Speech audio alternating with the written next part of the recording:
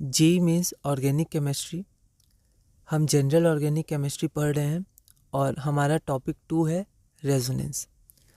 तो इसका पहला क्वेश्चन है और ये वीडियो 2.1 है और क्वेश्चन नंबर 40 है।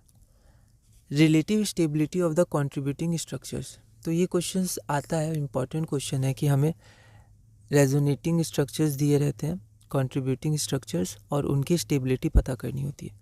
तो यहाँ पर स्ट्रक्चर 1, 2 और 3 दिया हुआ है और 4 ऑप्शन दिए हुए हैं। यह क्वेश्चन 2024 में आया था।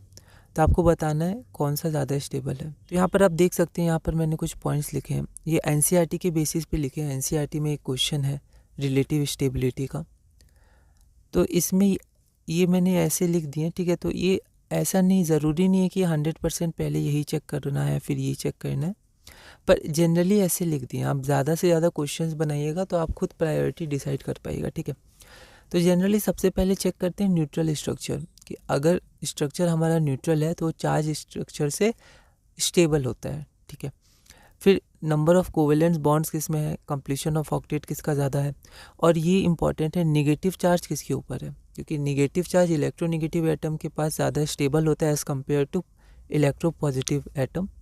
उसी प्रकार इलेक्ट्रोपॉजिटिव एटम के ऊपर पॉजिटिव चार्ज ज़्यादा स्टेबल होता है, या बोलें तो लेस इलेक्ट्रोनेगेटिव एटम के ऊपर पॉजिटिव चार्ज स्टेबल होता है, और लेस सेपरेशन ऑफ चार्ज।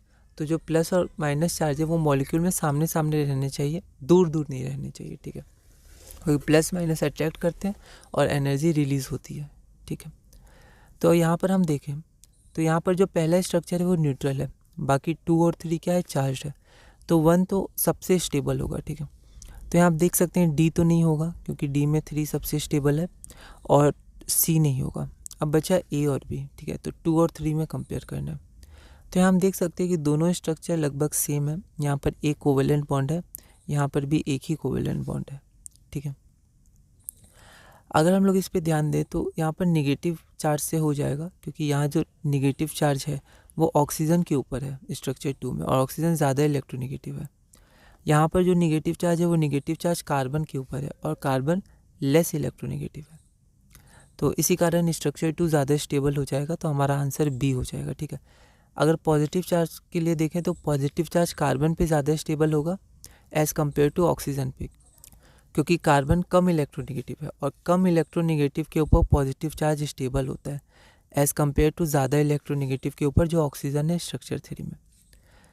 तो ऐसे ही आप और क्वेश्चंस बनाइएगा, अपनी तरह से नोट्स बनाइएगा और देखिएगा, ठीक है। तो इस वीडियो में हमने क्वेश्चन नंबर 40 पूरा किया। अगली वीडियो में हम क्वेश्चन नंबर 41 करेंगे और टॉपिक 2 रेजोनेंस में आगे बढ़ेंगे।